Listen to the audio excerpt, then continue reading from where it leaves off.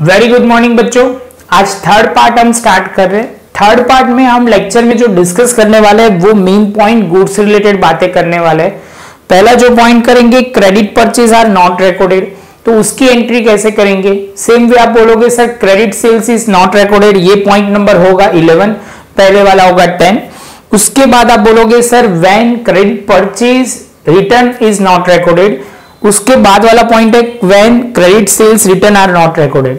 ये पॉइंट सारे credit sales और क्रेडिट परचेज रिलेटेड पॉइंट है, वो सारी जगह पे कहीं ना कहीं आएंगे, तो आपको ध्यान से समझना है, एक एक पॉइंट पे फोकस करना है, तो वो गलती नहीं होनी चाहिए। उसके बाद आप बोलोगे सर अभी जो पॉइंट कवर करेंगे वो उसके बाद वाला goods loss due to theft, goods loss due to fire.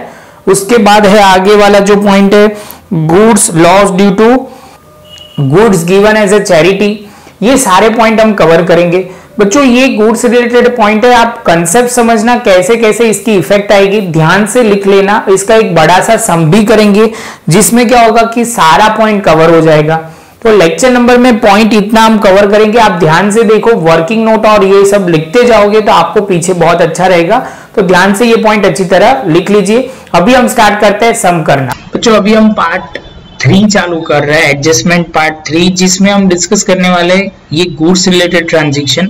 तो गुड्स रिलेटेड ट्रांजैक्शन में बच्चों हमें क्या समझना है, तो सबसे पहले आप बोलोगे सर इसमें बेसिकली होगा, कवर करेंगे हम पहला पॉइंट क्रेडिट परचेज, यहाँ पे लिखना है वो थोड़ा गायब हो गया, तो आप बोलोगे sir credit purchase not recorded, credit purchase record करना बाकी है, तो आप बोलोगे sometimes goods are purchase on a credit but on the same might have been not recorded in the purchase book, the information is given in the adjustment।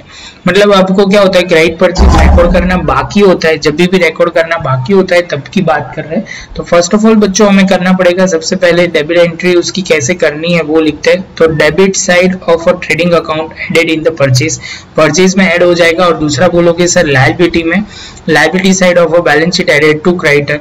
आपको याद रखना है परचेज होगा, क्रेडिट परचेज होगा तो क्रेडिटर में effect आएगा, और क्रेडिट सेल्स होगा तो डेटर्स में इफेक्ट आएगा। बच्चों ये ध्यान में रखना है, इसका पॉज करके 2 पॉइंट लिखना है वो लिख दीजिए हर बार की तरह। और तीसरा पॉइंट अभी लिखना शुरू कर दे, तो आप बोलोगे सर यहाँ पे क्या दिया हुआ है, तो आप बोलोगे sir trial balance of trial balance of निर्मी एज ऑन 31/3/2015 नीचे दिया हुआ है। सबसे पहले दिया हुआ है परचेज क्रेडिटर 5,80,000, इसमें से बोला है credit purchase of 20,000 is not recorded. तो आप बोलोगे सर सबसे पहले आप जाओगे परचेज में प्लस कर दो, यहाँ पे क्रेडिट पहले तो 5 लाख दे दिया है वो लिख देंगे, और दूसरा जो है क्रेडिटर वो 80,000 वो लिख दिया है। इसके बाद आप बोलोगे सर अनरिकॉर्डेड परचेज है वो 20,000 वो प्लस करोगे, और अनरिकॉर्डेड जो परचेज है ये इसमें प्लस करोगे। आप बोलोगे सर ये ट्रेडिंग अकाउंट ऑफ निर्मी है और ये बैलेंस शीट ऑफ निर्मी है एज ऑन 31/3/2015। बच्चों ये पॉइंट बहुत सिंपल था, आपको क्लियर हो गया होगा, पॉज करके ये फटाफट लिख दीजिए। इसके बाद हम आगे चलते हैं। Credit sales is not recorded, credit sales not recorded मतलब क्रेडिट सेल्स रिकॉर्ड करना बाकी है। तो क्रेडिट सेल्स रिकॉर्ड करना बाकी है तो इसकी एंट्री क्या होगी, on the credit side of trading account added to sales account, sale account में ऐड कर देंगे, उसमें लिखेंगे क्रेडिट इफेक्ट। और आप बोलोगे sir asset side balance sheet में एडिटर में ऐड कर देंगे, उसको डेबिट इफेक्ट बोलते हैं। जैसे ये पॉइंट कंप्लीट होगा पॉज करके 2 पॉइंट लिख दीजिए। इसके बाद का सम हम देख लेते हैं। तो आप बोलोगे सर देखो सेल दिया हुआ है 6 लाख, यहाँ पे दिया हुआ है डेटर्स 90,000, और आपको बोला गया है credit sales of 15,000 not recorded, 50,000 record करना बाकी है। तो आप बोलोगे सर सिंपली हमें क्या करना होगा, तो ट्रेडिंग अकाउंट जो दिया हुआ है तो आप बोलोगे सर ट्रेडिंग अकाउंट में हम लिखेंगे, तो उसमें हम सेल्स लिखेंगे 6 लाख, और यहाँ पे डेटर्स जो है वो 9,90,000 है, वो पहले तो हमने ट्रायल बैलेंस वाली इफेक्ट लिख दी। जैसे ट्रायल बैलेंस वाली इफेक्ट लिख दी उसके बाद एडजस्टमेंट की बात करते हैं। अनरिकॉर्डेड सेल्स जो है 15,000, अनरिकॉर्डेड ऑफ सेल्स जो क्रेडिट सेल्स है वो लिखेंगे, प्लस करेंगे, आउटर कॉलम में लिख देंगे। आप बोलोगे सर ये तो बहुत सिंपल बात हुई, परचेज में आपने क्रेडिटर में प्लस किया था और परचेज में प्लस किया था, सेल्स में आप बोलोगे सर सेल्स में प्लस किया, और दूसरा हमने कहाँ प्लस किया, तो आप बोलोगे सर हमने प्लस किया, अनरिकॉर्डेड क्रेडिट्स डेटर्स में प्लस किया, वैसे बोलोगे। सेम वे अभी थोड़ा उल्टा जाना है बच्चों, तो आप बोलोगे सर अब क्या करना है, तो आप बोलना है कि आपने पॉज करके यहाँ लिखना है तो लिख लीजिए, मैंने आपको यहाँ पे पॉज करना है और पहले ये क्वेश्चन ये रहा, उसके बाद आंसर ये रहा।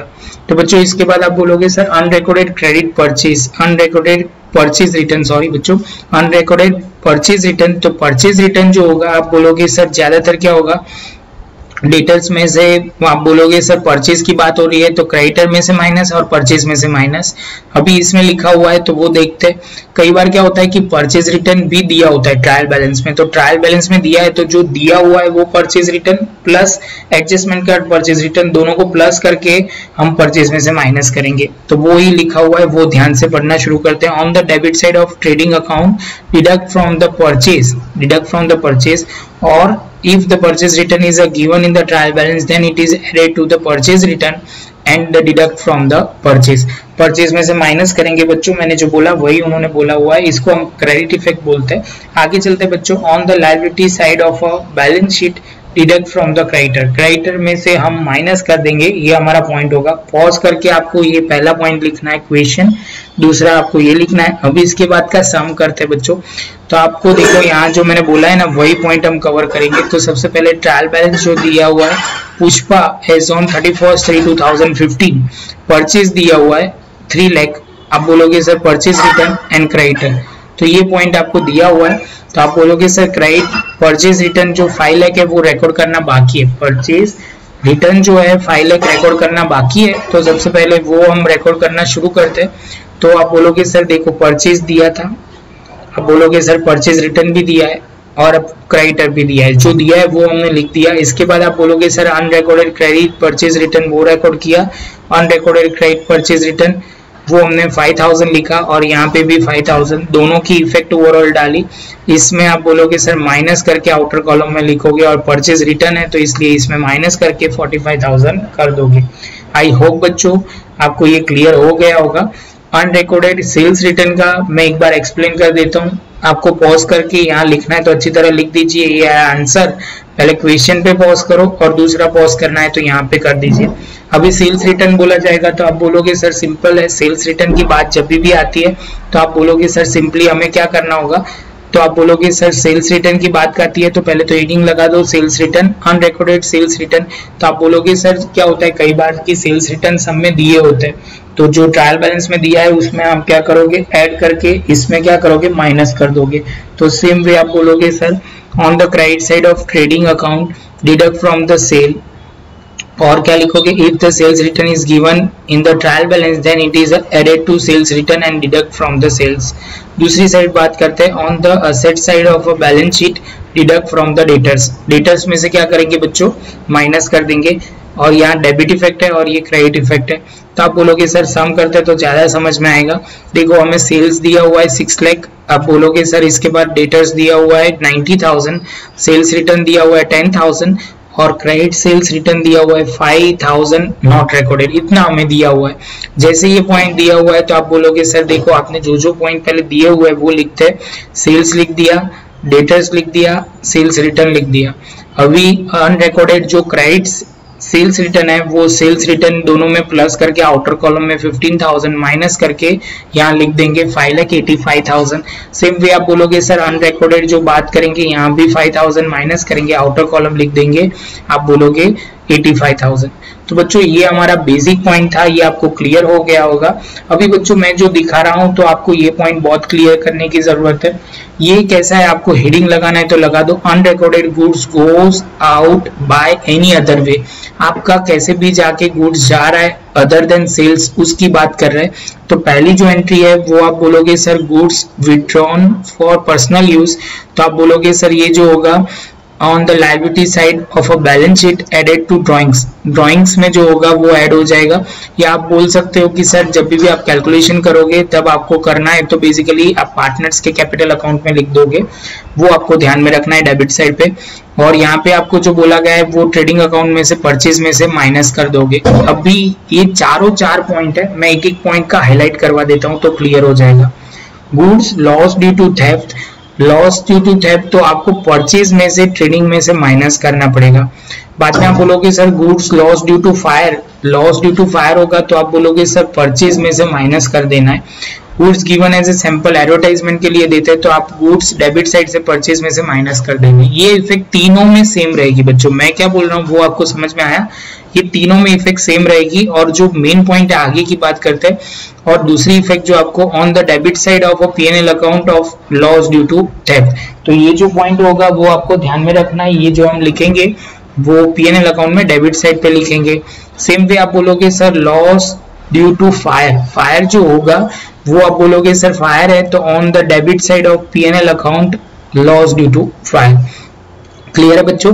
और आखिर में जो लिखा हुआ है वो आप बोलोगे सर P&L अकाउंट में था, और ये सैंपल एडवर्टाइजमेंट एक्सपेंस में हम दिखा देंगे, या एडवर्टाइजमेंट एक्सपेंस दिया हुआ है तो उसमें हम प्लस कर देंगे, तो वो लिखते हैं on the debit side of P&L account added to advertisement expense account. Clear है बच्चों?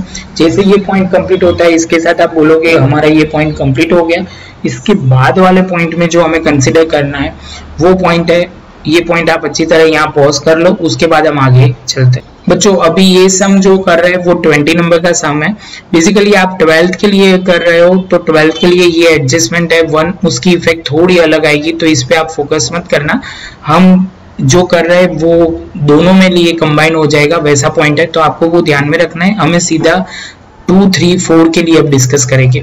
The trial balance of Bhavna as follow, यहाँ पे दिया हुआ है।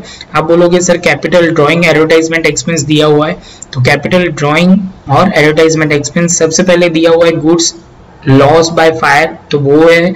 उसके बाद फ्री सैंपल है, उसके बाद आप बोलोगे सर 20,000 जो फायर से बर्न हो गए लेकिन वो पढ़ते हैं अच्छी तरह। Goods of 20,000 burn by fire, insurance company accepted claim of 15,000, insurance company ने 15,000 का क्लेम लिया। तो आप बोलोगे सर इसमें गुड्स 3 जगह पे जा रहा है, तो आप पहले परचेज में से, परचेज हमारे सब में दिया हुआ है नहीं दिया है, लेकिन परचेज में से हम माइनस करेंगे। पहला है 1,000, बाद में है 2,000, 3,000 एंड 20,000। आप बोलोगे सर 1,000 किसका है, तो फर्स्ट एंट्री का है जो हमने लिखा हुआ है, वो क्लियर करना है। उसके बाद आप बोलोगे सर जो थेफ्ट से लॉस हुआ है वो P&L अकाउंट में डेबिट साइड लिख दोगे, तो वो यहाँ पे लिखा है लॉस ड्यू टू थेफ्ट। उसके बाद जो आप बोलोगे सर आग लगी है तो उसमें लिखोगे लॉस ड्यू टू फायर, वो लिख देंगे। ये 2 पॉइंट क्लियर कर देंगे। इसके बाद बच्चों आपको जो क्लियर करना है वो मेन पॉइंट है, वो जो है गुड्स ऑफ रुपीज। आप बोलोगे सर एडवर्टाइजमेंट जो सैंपल के तौर पे दिया हुआ है वो 4,000 है, तो 4,000 की इफेक्ट आप बोलोगे सर एडवर्टाइजमेंट एक्सपेंस 4,000 लिखेंगे and goods given to sample उसमें प्लस हो जाएगा और टोटल आउटर कॉलम 7,000 हो जाएंगे। बच्चों अभी इसमें कहानी में ट्विस्ट बोला हुआ है कि आपको बोला गया है कि ये जो पॉइंट है वो बेसिकली यहाँ पे जो है इंश्योरेंस कंपनी ने क्लेम कितना एक्सेप्ट किया है 15,000, तो वो भी आपको लिखना पड़ेगा। इतना खत्म होने के बाद हम यहीं पे लेक्चर खत्म करते हैं। इसमें गुड्स रिलेटेड सारे पॉइंट हमने कवर किए। नेक्स्ट सेशन में एक छोटा सा पॉइंट बाकी है, वो डिस्कस करके हम मेन पॉइंट पे आगे चले जाएंगे। तो बच्चों आपने अच्छी तरह लिख लिया होगा अपनी नोटबुक में, स्टेप टू स्टेप अच्छी तरह लिख लेना जिससे आपको बहुत फायदा होगा। इसके बाद बच्चों अभी एक और लास्ट लेक्चर जो होगा जिसमें हम बहुत सारे पॉइंट छोटे छोटे कवर करेंगे, वो ध्यान से हम देख लेना। आपको बच्चों ये वीडियो अच्छा लगा हो तो लाइक शेयर सब्सक्राइब जरूर कीजिए। मिलेंगे अब नए लेक्चर में। लेक्चर नंबर हमारे हिसाब से अभी पार्ट 4 में हम डिस्कस करेंगे जो होगा लास्ट पॉइंट।